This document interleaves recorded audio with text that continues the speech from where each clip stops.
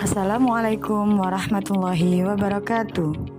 Perkenalkan, nama saya Abdiatun Nur Azza SPD, calon guru penggerak Angkatan 9 Kabupaten Gresik, Jawa Timur.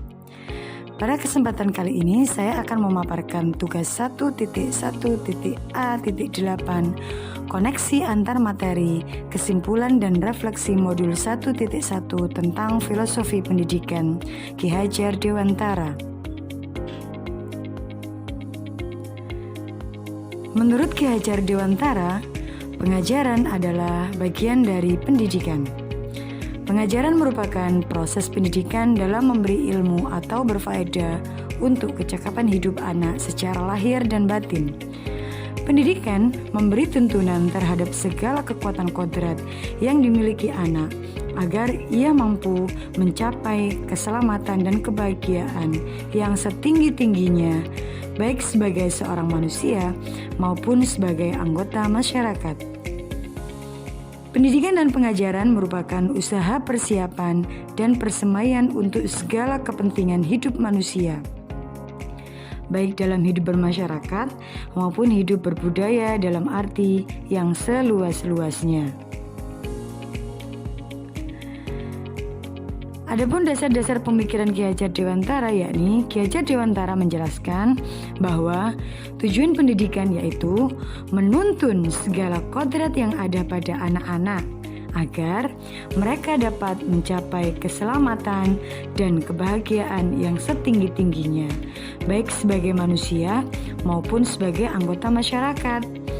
Oleh sebab itu, pendidik itu hanya dapat menuntun tumbuh atau hidupnya kekuatan kodrat yang ada pada anak-anak agar dapat memperbaiki lakunya, bukan dasarnya hidup dan tumbuhnya kekuatan kodrat pada anak.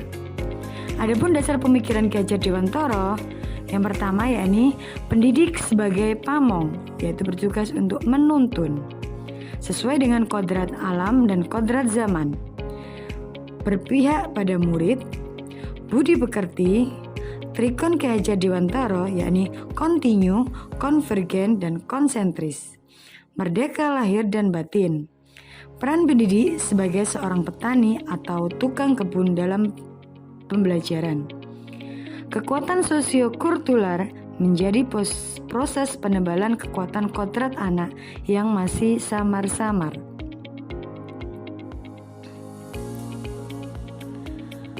Ki Hajar Dewantara mengkolaborasikan pendidikan terkait kodrat alam dan kodrat zaman adalah sebagai berikut.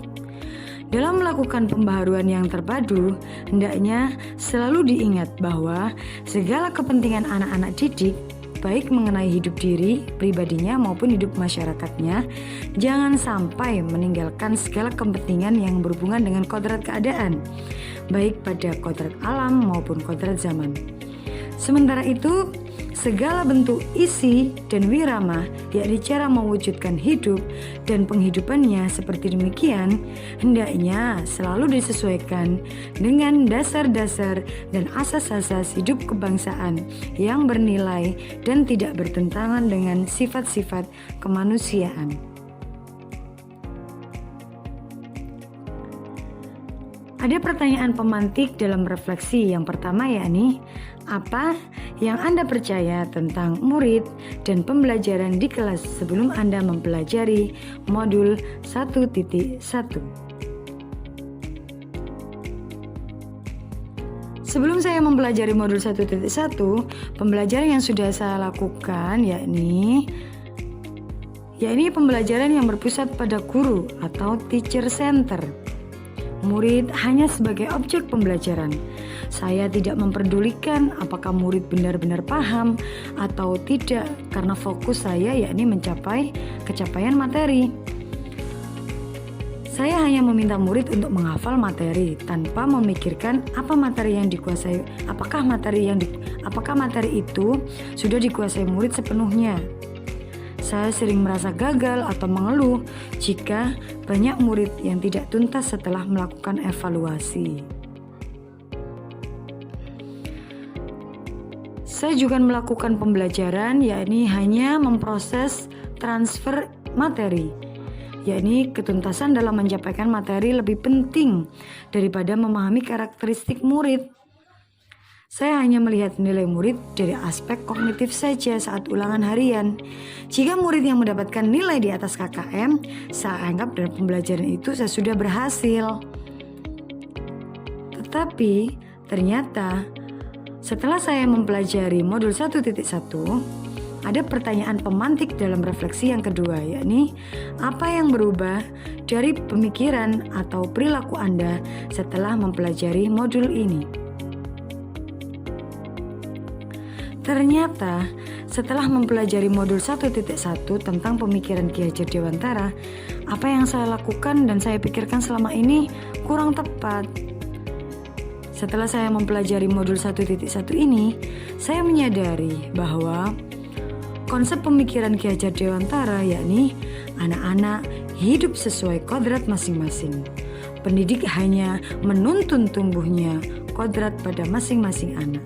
Sehingga saya tidak boleh memaksakan seorang anak untuk menguasai materi ajar yang tidak dia kuasai.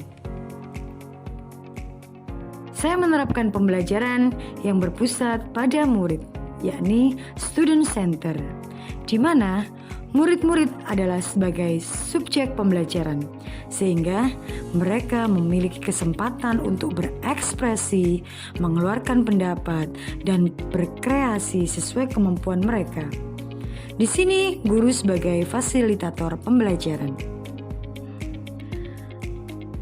Setelah mempelajari modul 1.1 ini, saya menyadari bahwa guru itu harus ikhlas, penuh kesabaran dalam menuntun tumbuh kembangnya murid. Guru juga harus mempelajari karakteristik murid karena setiap murid dilahirkan dengan kelebihan dan kekurangan masing-masing. Guru juga harus bisa memberikan kesempatan kepada murid untuk tumbuh dan berkembang sesuai dengan kodratnya. Guru harus bisa memperlakukan murid sesuai dengan karakteristiknya masing-masing. Pertanyaan pemantik refleksi yang ketiga yakni apa yang dapat segera Anda terapkan dengan lebih baik agar kelas Anda mencerminkan pemikiran Ki Hajar Dewantara. Yang dapat saya terapkan pembelajaran di kelas agar pembelajaran lebih mencerminkan pemikiran Ki Hajar Dewantara, yakni yang pertama, merancang pembelajaran yang interaktif dan menyenangkan dengan melibatkan murid secara aktif sesuai dengan metode student center, di mana anak-anak lebih berkolaborasi, lebih berkreasi, lebih berkomunikasi dalam pembelajaran yang interaktif dan menyenangkan ini. Selanjutnya, saya juga bisa menerapkan pembelajaran abad 21, yakni kreatif. Mereka bisa berkreatif sesuai dengan imajinasi mereka. Yang kedua, komunikatif. Mereka bisa berkomunikasi secara baik dengan teman-temannya. Yang ketiga, kolaboratif. Mereka bisa berkolaborasi dengan teman-temannya. Dan yang keempat, mereka bisa berpikir critical thinking, yakni bisa berpikir dan bernalar secara kritis sesuai dengan pembelajaran abad 21. Selanjutnya, saya melakukan pembelajaran yang tidak lagi menuntut mereka, tapi saya menuntun mereka.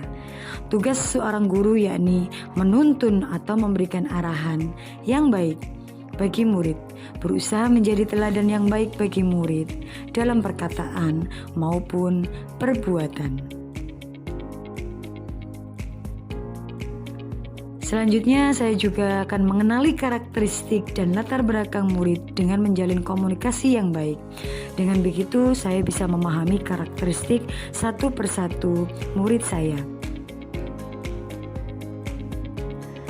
Itu tadi adalah pembelajaran yang akan saya terapkan agar pembelajaran bisa mencerminkan pemikiran Ki Hajar Dewantara. Terima kasih. Salam guru penggerak, tergerak, bergerak, dan menggerakkan. Wassalamualaikum warahmatullahi wabarakatuh.